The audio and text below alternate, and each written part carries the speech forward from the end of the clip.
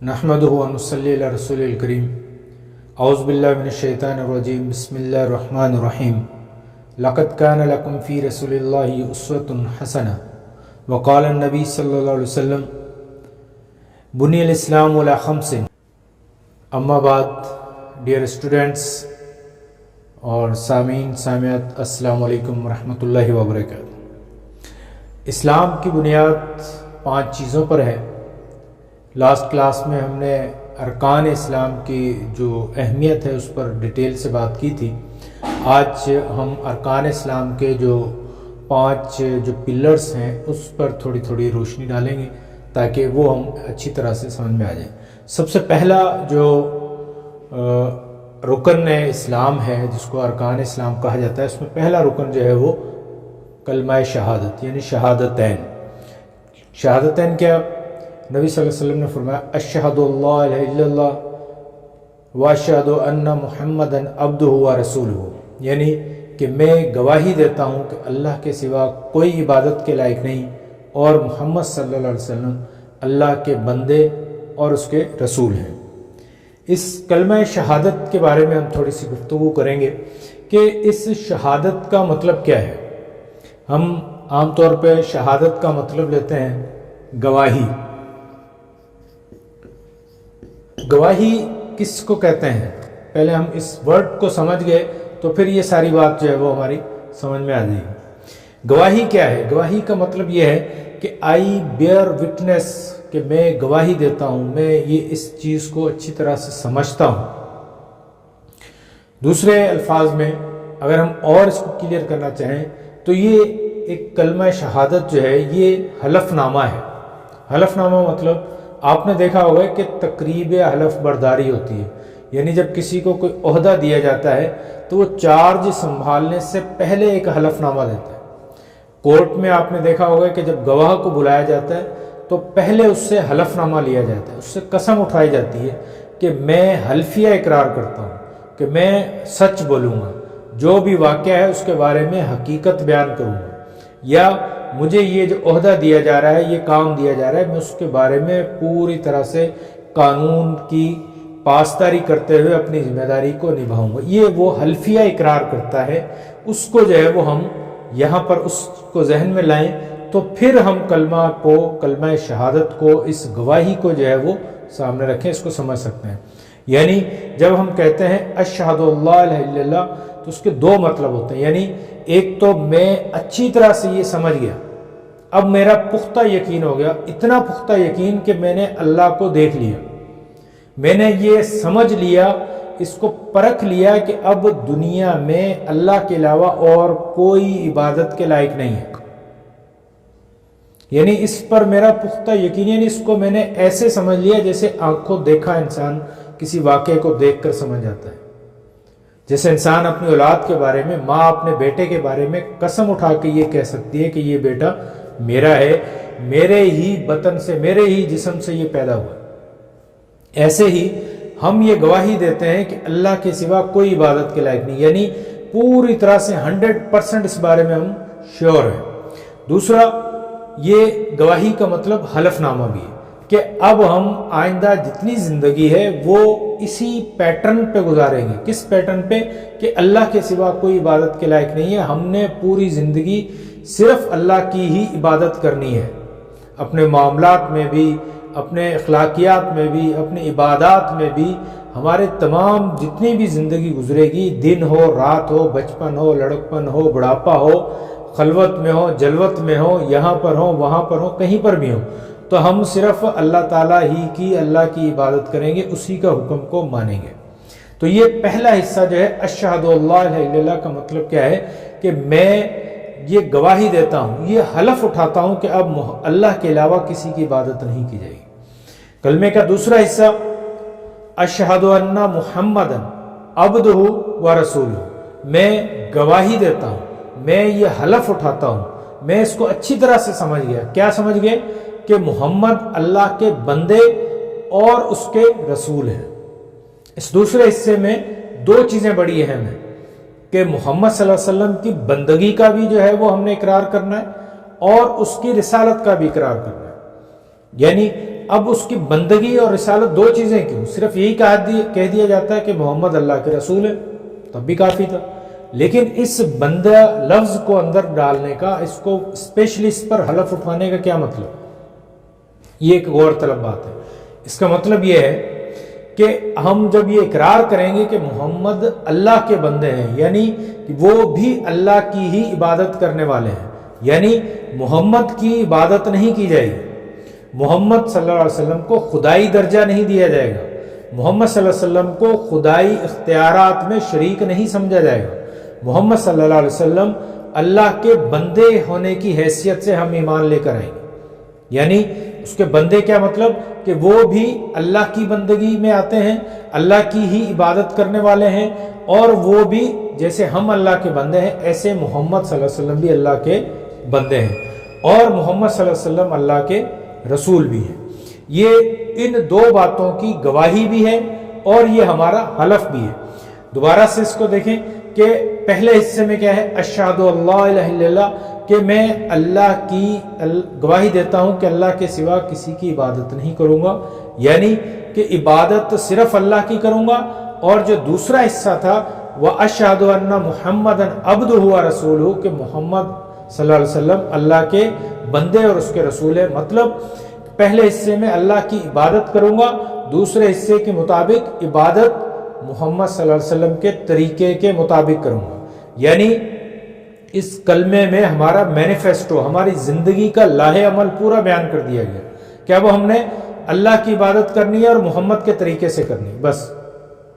یعنی عبادت کرنے کا طریقہ بھی میرا نہیں ہوگا، عبادت کرنے کا طریقہ میرے بڑوں کا نہیں ہوگا، عبادت کرنے کا طریقہ میرے آباء و اجداد کی رسمیں وہ نہیں ہوگی۔ عبادت مطلب ہم نے پہلے ڈسکس کیا تھا کہ اللہ کا حکم ماننا عبادت کہلاتا ہے، بس۔ یعنی اگر ہم حلال روزی کما رہے ہیں تو وہ عبادت کر رہے ہیں، اگر ہم اس کے طریقے کے مطابق سو گئے ہیں اللہ کے بتائے ہوئے طریقے کے مطابق تو وہ عبادت میں شامل ہے، اگر ہمارا چلنا بھی اللہ کے طریقے کے مطابق ہے تو وہ چلنا بھی عبادت میں شامل ہے، اگر ہم نے کپڑے اللہ کے نبی کے اللہ کے طریقے کے بتائے ہوئے طریقے کے مطابق اس کی جو کنڈیشنز اس کے مطابق پہنے ہیں تو مطلب یہ کپڑے پہننا بھی ہماری عبادت میں شامل ہے۔ تو یعنی یہ ساری چیزیں ہم عبادت جو کریں گے وہ کیسے کریں گے؟ محمد کے صلی اللہ علیہ وسلم کے طریقے سے کریں گے۔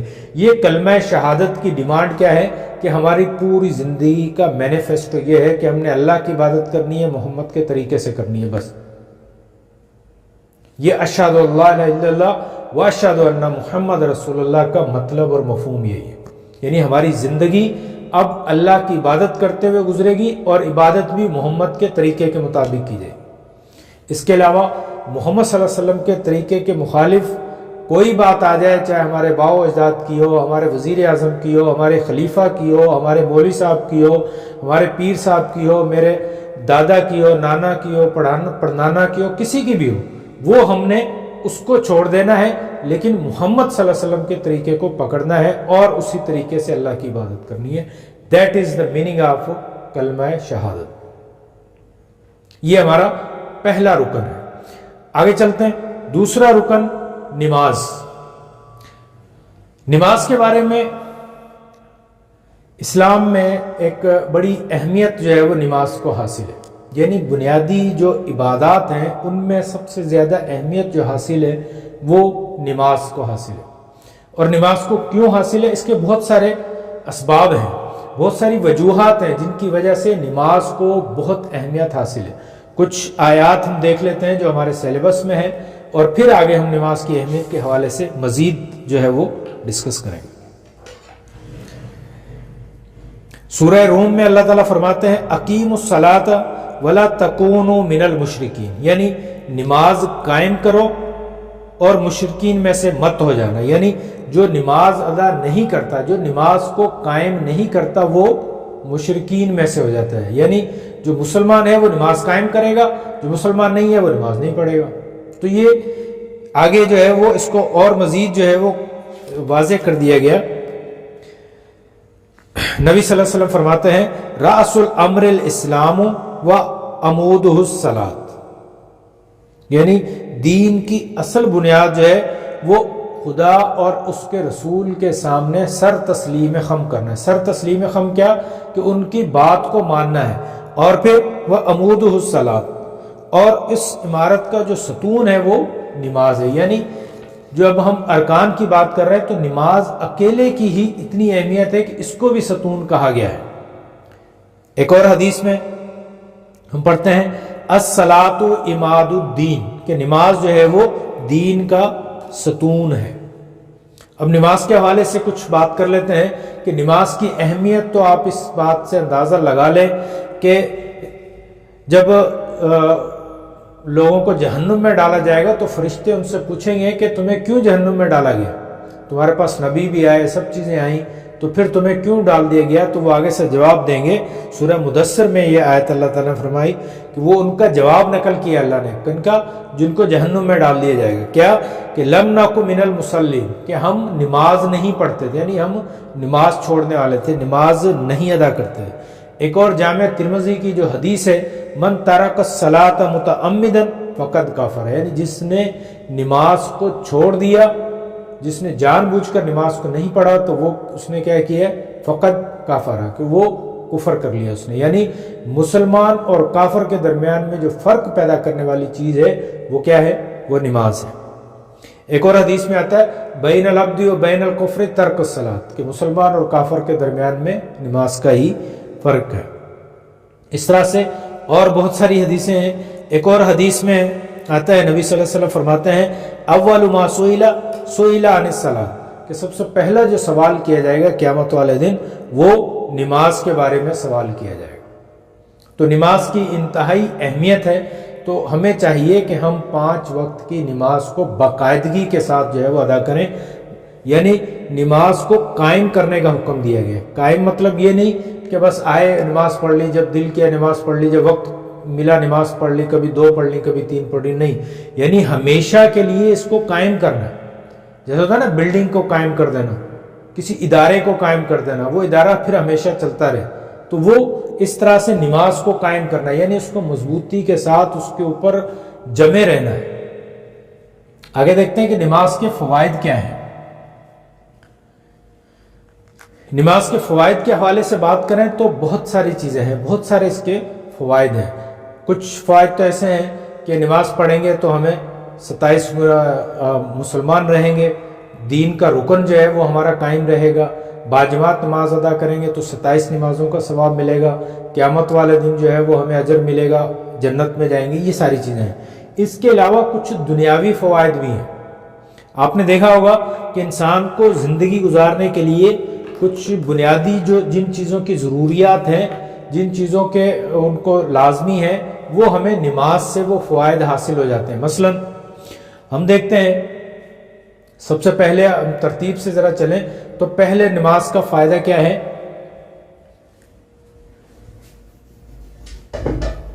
نماز سے ہمیں بندگی ہمارے اندر حاصل ہوتی، بندگی کا احساس حاصل ہوتا ہے. بندگی کا احساس مطلب کہ ہم اللہ تعالیٰ کی بندے ہیں، اس کے حکم کو مان رہے ہیں. اس کے حکم کو مانتے ہوئے ہم 5 دفعہ جو ہے وہ مسجد میں آ رہے ہیں اور نماز پڑھ رہے ہیں. اس کے لیے مختلف حرکات و سکنات، یعنی وضو کر رہے ہیں، قیام کرتے ہیں، رکوع کرتے ہیں، سجود کرتے ہیں، تشہد میں بیٹھتے ہیں. یہ ساری چیزیں کیوں کر رہے ہیں؟ اللہ کے حکم کی وجہ سے. ہم اپنے اللہ کو راضی کرنا چاہتے ہیں. ہمارے اندر یہ احساس رہتا ہے کہ ہم ایک اللہ کے بندے ہیں، وہ ہمارا مالک ہے، وہ ہمارا خالق ہے، ہم اس کے غلام ہیں. ہم اس کی بات کو مانتے ہوئے، اس کے حکم پر آمین کہتے ہوئے، اس کے حکم پر سر تسلیم خم کرتے ہوئے نماز ادا کرنے کے لیے ہم یہاں پر آئے. دوسرا کیا ہے کہ اللہ کا قرب حاصل ہوتا ہے. اللہ کا قرب مطلب اللہ کے ساتھ ہمارا تعلق جڑتا ہے، اللہ کے ساتھ ہماری نزدیکی حاصل ہوتی ہے. آپ نے دیکھا ہوگا کہ جب ہمیں کسی دنیا میں کسی بندے کے ساتھ تعلق جوڑنا ہوتا ہے تو ہم اس کے پاس بار بار جاتے ہیں. اس کے کسی مختلف ذرائع سے، جیسے عید پر چلے گئے تحفہ لے کر، کوئی اور کوئی تقریب ہے، کوئی موقع ہے، ہم نے اس کو دعوت دے کر بلا لیا، اس کی دعوت پر ہم چلے گئے. کہیں ملے تو بڑے اچھے طریقے سے ملاقات کی، ملاقات کے بہانے ڈھونڈتے ہیں. تو یہ ساری چیزیں ہم کیوں کرتے ہیں؟ تاکہ ہم اس کے ساتھ اس کا قرب حاصل کر سکیں، اس کے ساتھ تعلق ہمارے مضبوط ہو سکیں. تو نماز میں کیا ہے کہ جب ہم 5 وقت اللہ کی حاضری دیتے ہیں تو ہمارا اللہ کے ساتھ ہمارا قرب جو ہے وہ مزید بڑھ جاتا ہے، اس کے ساتھ ہمارا تعلق مضبوط ہو جاتا ہے. ایک اور چیز یہ کہ آپ نے دیکھا ہوگا موبائل میں یا کمپیوٹر میں ہم بار بار اس کو ریفریش کر رہے ہوتے ہیں. ریفریش مطلب کہ جو اس کے سسٹم میں جو فالتو فائلیں ہوتی ہیں اس کو نکال دیتے ہیں, اس کو سسٹم کو دوبارہ سے ریفریش کر دیتے ہیں, تازہ دم کر دیتے ہیں. تو نماز میں بھی یہی ہے کہ ہمارا اور اللہ کا تعلق بار بار جو ہے وہ ریفریش ہوتا ہے. جب بار بار نماز پڑھتے ہیں, فجر کی نماز پڑھی, ظہر میں پھر گئے, پھر اللہ سے ہمارا تعلق ریفریش ہو گیا. یعنی اس دوران اگر ہمیں کوئی دوری, کوئی گناہ کے کام ہو گئے, کوئی اللہ سے دوری ہو گئی, تو ظہر کے ٹائم پھر ریفریش ہو گئے, پھر تعلق ہمارا مضبوط ہو گیا. ظہر کی نماز پڑھ کے نکلے, پھر دنیا داری میں لگے, کچھ دنیا داری میں آ گئے, لیکن عصر کے ٹائم پھر گئے اور پھر تعلق ہمارا مضبوط ہو گیا. ایسے ہی مغرب میں اور عشاء میں. تو یعنی یہ اللہ کے قرب حاصل کرنے کا ایک بہت بڑا ذریعہ ہے. بار بار ہم اللہ سے ہماری ملاقات ہوتی رہتی ہے. نماز کا ایک اور فائدہ یہ بھی ہے کہ جب ہم نماز پڑھتے ہیں, فجر کی پڑھ لی, تو ظہر کے درمیان, فجر اور ظہر کے درمیان اگر کوئی گناہ ہو جاتے ہیں تو وہ گناہوں سے بچنے کا طریقہ یہی ہے کہ ہمیں پھر یہ ذہن میں رہتا ہے کہ ہم نے ظہر کے ٹائم پھر نماز پڑھنے جانا ہے. تو اس دوران جو ہے میں کوئی غلط کام نہ کروں, میں اس دوران جو ہے وہ کوئی برائی کے کام نہ کروں. ظہر کی نماز پڑھی, اب عصر کے ٹائم پھر مجھے مسجد میں جانا ہے, تو پھر میرے اندر یہ احساس رہے گا کہ میں نے اپنے مالک کے آگے جو ہے وہ سربہ سجود ہونا ہے, پھر میں نے اپنے مالک کے پاس حاضری کرنی ہے. تو ایسا نہ ہو کہ میں کوئی گناہ کر لوں اور پھر جو ہے وہ میں اللہ کے سامنے جو ہے وہ شرمندہ ہو جاؤں. تو یہ احساس جو ہے وہ ہمیں گناہوں سے بچا کے رکھتا ہے کہ بار بار جانے سے ہمیں وہ چیزیں ذہن میں بیٹھی رہتی ہیں کہ دوبارہ اللہ کے پاس جانا ہے, پھر میں اس گناہ سے بچ کے رہوں. ظہر سے عصر کا تھوڑا سا پیریڈ ہوتا ہے, تو اس دوران انسان جو ہے بعض اوقات, اکثر اوقات وضو میں بھی رہتا ہے. نماز پڑھ کے نکلے, کافی دیر تک وضو میں رہے, تو وہ وضو کا قائم رہنا جو ہے وہ احساس دلاتا ہے کہ میں گناہ نہ کروں. میں دکان میں بیٹھا ہوں تو میں دودھ میں پانی بیچ کر نہ بیچوں, پانی ڈال کے نہ بیچوں, میں کوئی بےایمانی نہ کروں, میں کسی کے ساتھ جھوٹ نہ بولوں, میں کسی کو دھوکہ نہ دوں, میں کسی کے سے ناجائز فائدہ نہ اٹھاؤں. یہ ساری چیزیں کیوں ہوتی ہیں کہ جب ہمیں یہ ان چیزوں کا احساس اس وقت رہے گا جب ہم بار بار نماز پڑھتے رہیں. اور اس میں ایک اور بڑی بات یہ ہے کہ جب ہم نماز پڑھتے ہیں تو ہم مسجد میں جاتے ہیں, بہت سارے لوگ, محلے کے لوگ, پڑوسی سب مسجد میں ہوتے ہیں, تو ہمیں ان کے ساتھ بار بار ملنے کا موقع ملتا ہے. ان سے بھی ہمارے تعلقات ریفریش ہوتے ہیں, ہماری آپس میں محبت قائم ہوتی ہے. جب ہم کندھے سے کندھا, پیر سے پیر ملا کے کھڑے ہوتے ہیں تو ہمارے دلوں میں بھی جو ہے وہ ایک محبت پیدا ہو جاتی ہے, دلوں میں کھچاؤ پیدا ہو جاتا ہے, ہمارے ان کے ساتھ تعلقات رہتے ہیں, ہمیں ان سے بار بار جو ہے خیر خیریت رہتی ہے, ایک دوسرے کو دیکھتے رہتے ہیں, ان سے معلومات رہتی ہے, ایک دوسرے کے حال احوال رہتے ہیں.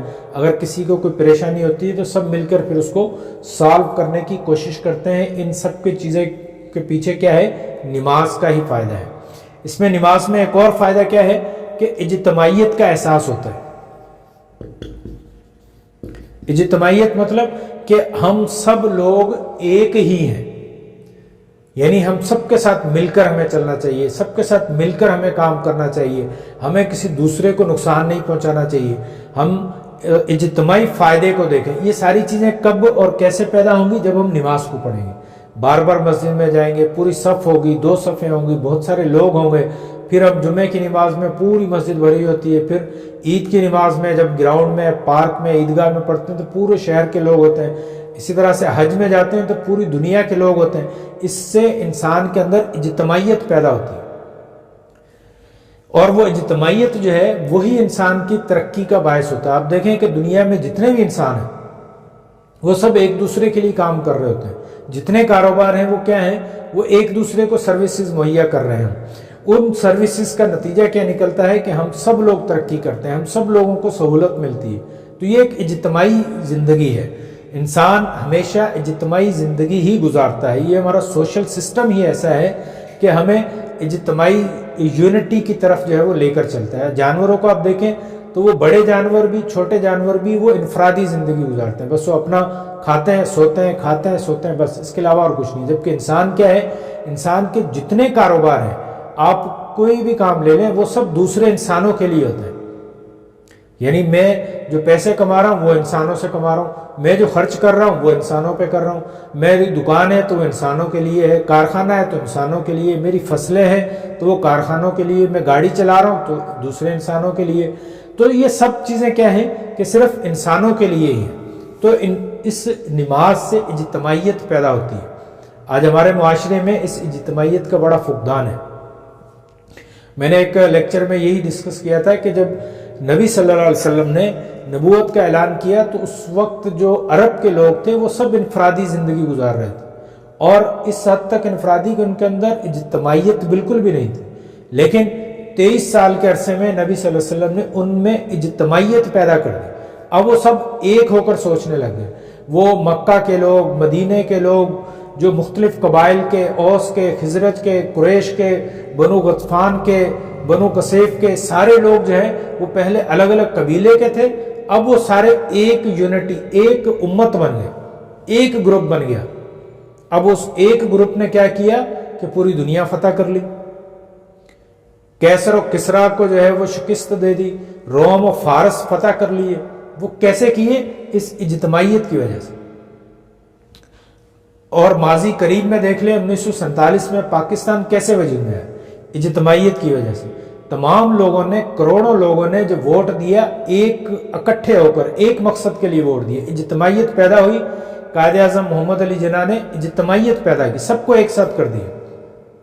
تو اس وقت نہ کوئی سندھی تھا، نہ پنجابی تھا، نہ مہاجر تھا، نہ پٹھان تھا، سب ایک مسلمان ہو کر انہوں نے پاکستان کے لیے ووٹ دیا اور پاکستان بن گیا. لیکن اس کے بعد کیا ہوا؟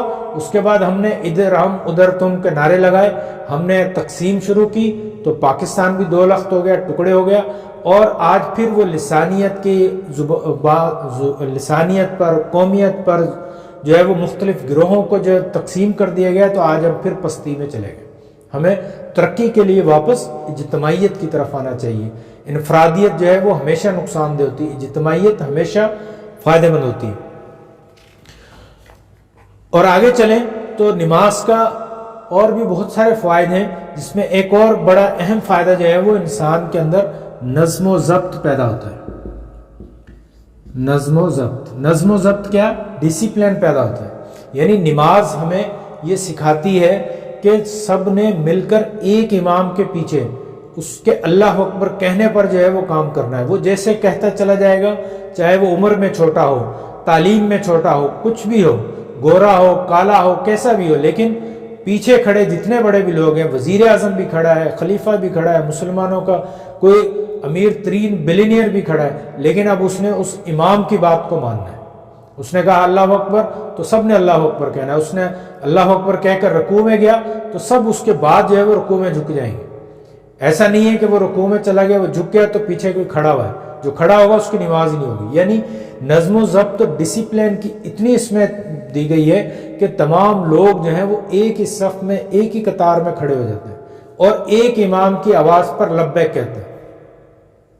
کسی رنگ کی، نسل کی، قوم کی، زبان کی، عمر کی، تعلیم کی، بلا کسی تفریق کے سب جو ہے وہ ایک ہی صف میں کھڑے ہوتے ہیں اور ایک ہی آواز پر جو ہے وہ لبیک کہہ رہے ہوتے ہیں. آپ ڈسپلن کی اہمیت کو دیکھ لیں، آپ گوگل کر کے دیکھیں یا ویسے بھی دیکھ لیں دنیا میں، تو فوج کو دیکھ لیں تو فوج کیوں کامیاب ہوتی ہے؟ اس لیے کہ اس میں ڈسپلن ہوتا ہے. اور جس فوج میں زیادہ ڈسپلن ہوگا وہ فوج اتنی ہی زیادہ کامیاب ہوگی، اتنی ہی زیادہ وہ طاقتور ہوگی. اور ایک اسٹوڈنٹ کی لائف کو دیکھ لیں تو اسٹوڈنٹ اس وقت ہی کامیاب ہوتا ہے جب وہ ایک ڈسپلنڈ لائف گزارتا ہے. یعنی ہر چیز کے لیے وہ مقررہ وقت پر جو ہے وہ کام کرتا ہے. ایسا نہیں ہے کہ وہ رات کو بیٹھا ہے اور ساری رات فلمیں دیکھ رہا ہے، سونے کے لیے صبح کو سونا، رات کو سویا اور اگلے دن رات تک سویا رہا. تو ایسے جو لوگ ہوتے ہیں جن کی زندگی میں نظم و ضبط نہیں ہوتا تو وہ کبھی بھی کامیاب نہیں ہوتے. اصل میں لائف ہے ہی ڈسپلن کا نام. یہ ہماری جتنی ترقیاں آپ دیکھ لیں، جتنے رول ریگولیشن دیکھ لیں، وہ صرف اس لیے ہیں کہ نظم و ضبط پیدا کیا جائے، ڈسپلن پیدا کیا جائے. اور ہمیشہ وہ قومیں ترقی کرتی ہیں جو ڈسپلنڈ لائف گزارتی ہیں. اگر وہ ڈسپلنڈ وے میں نہیں ہے تو پھر وہ کبھی بھی کامیاب نہیں ہو سکتی. آپ کسی اسکول کو، کالج کو دیکھ لیں، اگر وہاں پر ڈسپلن نہیں ہے تو وہاں کی تعلیم بھی صحیح نہیں ہوگی.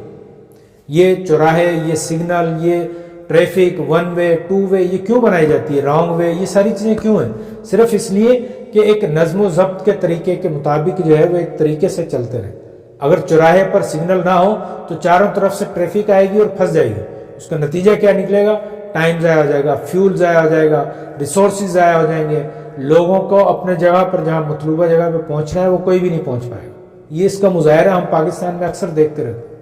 لیکن اگر وہ ڈسپلن وے میں چلیں گے, ترتیب سے چلیں گے, پہلے ایک رو جاری ہے, پھر دوسری, پھر تیسری, تو وہ ایک ڈسپلن وے میں وہ اپنے منزل تک بھی پہنچ جائیں گے. نماز کا ایک اور فائدہ کیا ہے کہ نماز ہمیں وقت کی پابندی سکھاتی ہے. نماز سے ہمیں یہ پتہ ہے کہ فجر کے ٹائم اٹھنا ہے, ظہر تک ہم نے یہ کام کرنا ہے, ظہر سے عصر تک کا ٹائم ہو گیا, عصر سے مغرب تک کا, مغرب سے عشاء تک کا, عشاء سے فجر تک کا. اب آپ جو ہے وہ یہ مقررہ وقت پہ پہنچنا ہے. اب ایسا نہیں ہے کہ فجر کے ٹائم 5 نمازیں پڑھ لی جائیں, عشاء کے ٹائم باقی 4-5 ملا کر پڑھ لی جائیں, ایسا نہیں ہوتا. عبادات اپنے وقت پر ہوتی ہیں, اپنے طریقے سے ہوں گی. ایسا نہیں ہے کہ ایک ہی وقت میں ساری کام کر لیے جائیں, ایسا نہیں ہوتا. تو یہ نماز جو ہے وہ ہمیں وقت کی پابندی سکھاتی ہے کہ آپ وقت کی پابندی کریں گے. صبح اتنے بجے اٹھنا ہے تو اب اتنے بجے اٹھنا ہے. ایسا نہیں ہے کہ فجر کی نماز آپ 8 بجے اٹھ کے پڑھیں گے, ایسا نہیں ہو سکتا. مغرب کی نماز جو ہے وہ آپ 4 بجے پڑھ لیں, ایسا نہیں ہو سکتا. سورج غروب ہونے کا انتظار کرنا پڑے گا. تو ایسے ہی زندگی میں بھی ہمیں وقت کو پراپر استعمال کرنے کے لیے وقت کی پابندی کا کرنا لازمی ہے. اور اسٹوڈنٹ لائف میں آپ کامیاب ہونا چاہتے ہیں تو لازمی ہے کہ آپ وقت کی پابندی کریں کہ مجھے 2 گھنٹے پڑھنا ہے تو 2 گھنٹے لازمی پڑھنا ہے. 2 گھنٹے انٹرٹینمنٹ کرنی ہے, گیم کھیلنا ہے تو وہ 2 گھنٹے تک محدود رہے. اگر مجھے نیوز سننی ہے یا کوئی انٹرٹینمنٹ کے لیے کوئی فلم دیکھنی ہے, کوئی ڈرامہ دیکھنا ہے, تو وہ اس کے لیے مخصوص ٹائم 1 گھنٹہ آدھا گھنٹہ جو آپ نے رکھا ہے اتنا ہی رہنا چاہیے. ایسا نہیں ہے کہ ساری رات فیس بک پر بیٹھے اسکرولنگ کر رہے ہیں, یا جو ہے وہ ساری رات جو ہے واٹس ایپ پہ لگے ہوئے ہیں, یا کوئی فلم لگا لی تو ساری رات اسی میں گزار دیں. تو یہ کوئی طریقہ نہیں ہے. تو نماز ہمیں وقت کی پابندی بھی سکھاتی ہے. اس حوالے سے نماز کے اور فائدے بھی ہیں کہ جب بار بار ہم مسجد میں نماز کے لیے جاتے ہیں تو یہ دوسروں کو بھی ترغیب حاصل ہوتی ہے. دیکھا دیکھی دوسرے لوگ بھی آتے ہیں نماز پڑھنے کے لیے. اسی حوالے سے ایک اور ٹاپک ہمارے پاس جو کتاب میں ہے وہ ہے بے روح نمازیں. بے روح نمازیں کیا ہوتی ہیں؟ یعنی بے روح مطلب جن میں روح نہ ہو, یعنی وہ نمازیں جن کا کوئی فائدہ نہیں ہوتا. یعنی نماز کی کامیابی کا اللہ تعالیٰ نے ایک بہترین اصول جو ہے وہ ہمیں دے دیا ہے. ہماری کتاب میں بھی یہ آیت جو سورہ عنکبوت کی اس میں لکھی ہوئی ہے, ان الصلاۃ تنہا عن الفحشاء والمنکر, یعنی بے شک نماز جو ہے وہ بے حیائی اور برے کاموں سے روکتی ہے. یعنی نماز جو ہے اس کے فائدے کیا ہیں؟ یہ سارے فائدے جو ہم نے ڈسکس کیے ہیں یہ سارے فائدے نماز پڑھنے سے حاصل ہوتے ہیں. اگر نماز پڑھنے سے یہ فائدے حاصل نہیں ہوتے تو وہ کیا ہوتا ہے پھر اس کا مطلب کہ اس کی نمازیں قبول نہیں ہو رہی, یعنی وہ نماز صحیح طرح سے ادا نہیں کر رہا. یعنی نماز جو ہے وہ فحاشی اور برے کاموں سے روک دیتی ہے. فحاشی سے روک دیتی ہے یعنی وہ مختلف قسم کے بے حیائی کے کام نہیں کرے گا. نماز پڑھنے والا گناہ کے کام نہیں کرے گا. نماز پڑھنے والا وقت کا معاف کیجیے نماز پڑھنے والا وقت کا ضیاع نہیں کرے گا. نماز پڑھنے والا دوسروں کے حقوق نہیں کھائے گا. نماز پڑھنے والے میں نظم و ضبط ہوگا. نماز پڑھنے والا کبھی ایسا نہیں ہے کہ وہ اجتماعیت سے ہٹ جائے. نماز پڑھنے والا لسانی گروہ میں نہیں ہوگا. نماز پڑھنے والا کسی فرقہ پرستی میں نہیں ہوگا. نماز پڑھنے والا اجتماعیت سے ہٹ کر نہیں سوچے گا, وہ ہمیشہ دوسروں کا فائدہ سوچے گا. نماز پڑھنے والا جو ہے وہ اپنی مرضی نہیں چلائے گا, وہ اللہ کی بندگی پر راضی رہے گا. نماز پڑھنے والا کبھی دوسروں کو دھوکہ نہیں دے گا, کبھی بے ایمانی نہیں کرے گا, کبھی دودھ میں پانی ملا کر نہیں بیچے گا. اگر وہ نماز بھی پڑھ رہا ہے اور دودھ میں پانی ملا کر بھی بیچ رہا ہے تو پھر سمجھ لیں کہ اس کی نمازیں جو ہے وہ بے روح ہیں. اگر نماز پڑھنے سے ہماری زندگی میں کوئی ڈسپلن نہیں آیا تو مطلب کہ ہماری نمازیں بے فائدہ ہیں. تو نماز کس طرح سے فائدہ مند ہوگی کہ نماز پڑھنے کے ساتھ ساتھ ہمارے اندر یہ فوائد بھی, یہ خصوصیات پیدا ہونا شروع ہو جائیں. اگر یہ پیدا نہیں ہو رہی تو اس کا مطلب کہ نماز کا ہمیں کوئی فائدہ نہیں ہو رہا. عرب معاشرے کو دیکھ لیں کہ وہ معاشرہ جو کہ وہ کسی شاعر نے بڑی اچھی بات کہی کہ کبھی گھوڑا آگے دوڑانے پہ, کبھی پانی پینے پلانے پر جھگڑا, یعنی وہ آپس میں ہی لڑتے رہتے ہیں. اور وہ نماز پڑھنے کے بعد ان کے اندر ڈسپلن پیدا ہو گیا, ان کے اندر اجتماعیت پیدا ہو گئی, ان کے اندر وقت کی پابندی پیدا ہو گئی, ان کے اندر جو ہے وہ گناہوں سے وہ انہوں نے چھٹکارا حاصل کر لیا. اور پھر نتیجہ کیا نکلا کہ نبی صلی اللہ علیہ وسلم کے اسلام کے اگلے 10-15 سالوں میں ہی انہوں نے پوری دنیا پر آدھی سے زیادہ دنیا, جتنی ویل نون دنیا تھی اس کے اوپر جو ہے وہ فاتح ہو گئے. یہ چینج کس طرح سے آیا؟ وہ چینج کی وجہ جو ہے وہ نماز تھی. نماز نے ان میں نظم و ضبط پیدا کر دیا. روم کی جو حکومت تھی، ان کی جو آرمی تھی، وہ ویل اسٹیبلشڈ تھی، وہ باقاعدہ فوجی تھے. لیکن یہ بدو اونٹوں اور گھوڑوں کو چرانے والے، اونٹوں اور گھوڑوں پر سفر کرنے والے، کسی نے فوجی ٹریننگ نہیں لی، کسی کے پاس فوجی ڈریس نہیں ہے، لیکن یہ لوگ چند ہزار لوگ لاکھوں کی فوج پر حاوی پڑ جاتے ہیں. کیوں؟ اس کی وجہ یہی تھی کہ ان کے اندر نظم و ضبط تھا، ان کے اندر اجتماعیت تھی، ان کے اندر بندگی کا احساس تھا. انہیں یہ پتا تھا کہ ہم نے امیر کی بات کو ماننا ہے، بس امیر نے کہہ دیا یہاں کھڑے ہونا ہے تو وہ وہیں کھڑا ہے. امیر نے کہہ دیا آگے جا کے لڑنا ہے تو وہ آگے جا کے لڑے گا. بس امیر نے کہا کہ تم پیچھے آ جاؤ، یہ عہدہ چھوڑ دو، تو وہ عہدہ چھوڑ دے گا، وہ اس کے آگے اس پر کوئی لڑائی جھگڑا نہیں کرے گا. خلیفہ الوقت حضرت عمر رضی اللہ تعالیٰ عنہ، خالد بن ولید جس کو سیف اللہ بھی کہا جاتا ہے، اللہ کی تلوار کہا گیا، وہ ایک بڑے سپہ سالار تھے.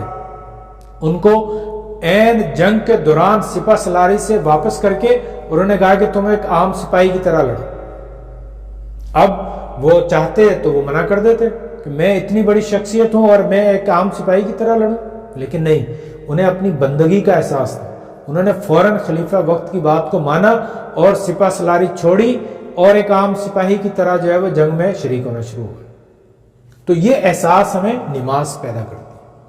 تو اس لیے نماز کو پڑھیں، نماز کے فرائض، واجبات، سنتیں اس کو پوری طرح سے ادا کریں، پوری خشوع و خضوع کے ساتھ نماز کو ادا کریں.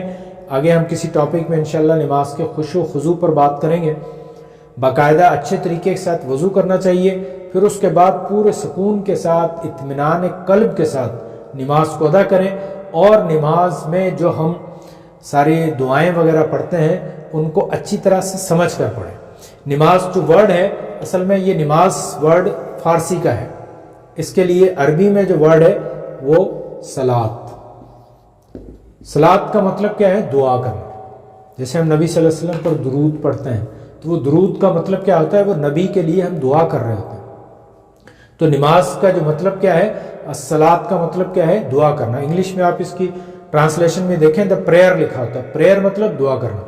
تو دعا کرنا یعنی ہم نماز کے اندر آپ دیکھیں ثنا پڑھتے ہیں، اللہ اکبر کہہ کر ثنا پڑھتے ہیں، پھر سورہ فاتحہ پڑھتے ہیں، یعنی اللہ تعالیٰ کی حمد و ثنا، اور پھر باقی ساری نماز میں ہم اللہ تعالیٰ سے دعا ہی کر رہے ہوتے ہیں. اللہ سے ہم چیزیں مانگ رہے ہوتے ہیں، اللہ کا ذکر کر رہے ہوتے ہیں، اپنے مسائل، اپنی پریشانیاں. اللہ تعالیٰ سے جب ملاقات ہوتی ہے نماز کی صورت میں تو ہم اسے اپنے سارے حال احوال بتا رہے ہوتے ہیں. ایون کہ نبی صلی اللہ علیہ وسلم نے کہا کہ اگر تمہارے شوز کا تسمہ بھی ٹوٹ جائے تو وہ اللہ سے مانگو. یعنی ہم نے وہ بھی نماز کے اندر اللہ سے ہی مانگنا ہے. یہ اللہ سے ہماری 1-to-1 ملاقات ہے. جیسے آپ کی کبھی کسی پرائم منسٹر سے، سی ایم سے، کسی سے ملاقات ہو جائے 1-to-1 تو ہم کیا کہیں گے؟ ہم جا کر پہلے اس کی تعریف کریں گے کہ آپ کو بہت شکریہ، آپ نے ہمیں بلا لیا. آپ کی تعریف کریں گے، آپ کی بڑی اچھی حکومت چل رہی ہے، بڑے اچھے انسان ہیں. اور پھر اس کے بعد ہم اپنے مسائل بتانا شروع کریں گے. میرے پاس نوکری نہیں ہے، میرے پر روزگار نہیں ہے، میرے اوپر یہ ظلم ہو گیا، یہ مسئلہ ہو گیا، یا ہمارے علاقے میں یہ مسئلہ ہے، ہمارا روڈ نہیں ہے، بجلی نہیں ہے، گیس نہیں ہے، وغیرہ وغیرہ. اس قسم کے مسائل ہم ان سے بات کریں گے. تو یہی بات ہم اللہ تعالیٰ سے جب ملاقات کر رہے ہیں تو اللہ کی حمد و ثنا کے بعد ہم نے اللہ تعالیٰ سے دعائیں کرنی ہیں، ان سے اپنی مناجات، اپنی اپلیکیشن، اپنی درخواست اللہ کے سامنے رکھنی. یہاں تک کہ ہمیں امتحان میں پاس ہونے کے لیے اللہ سے دعا کرنی چاہیے، اچھے رزلٹ کے لیے اللہ سے دعا کرنی چاہیے، نوکری کے لیے اللہ سے دعا کرنی چاہیے، والدین کی صحت کے لیے، اپنی صحت کے لیے دعا کرنی چاہیے، جنت میں جانے کے لیے، جہنم سے بچنے کے لیے اللہ سے دعا کرنی چاہیے. یہ ساری دعائیں کہاں ہیں؟ نماز کے اندر. جو نبی صلی اللہ علیہ وسلم نے جتنی دعائیں بتائی ہیں ان سب کا مطلب مفہوم یہی ہے. تو ہمیں چاہیے کہ ہم نماز کو جو عربی میں جتنا بھی ٹیکسٹ ہم پڑھتے ہیں ان سب کو ترجمے کے ساتھ پڑھیں، سمجھیں، اور پھر جو ہے وہ دل کے ساتھ وہ اس کو دعاؤں کو ہم کیا کریں. تو ہماری نماز جو ہے وہ پوری خوشی و خضوع کے ساتھ، توجہ کے ساتھ ہونی چاہیے. اس کے ساتھ ہی آج کا ہم ٹاپک یہیں ختم کرتے ہیں. نیکسٹ ہم انشاءاللہ جو دوسرے ارکان ہیں اس پر ہم بات کریں گے. اس کے ساتھ ہی مجھے اجازت دیجیے. واللہ عالم بالصواب، وآخر دعوانا الحمدللہ رب العالمین. السلام علیکم ورحمۃ اللہ وبرکاتہ.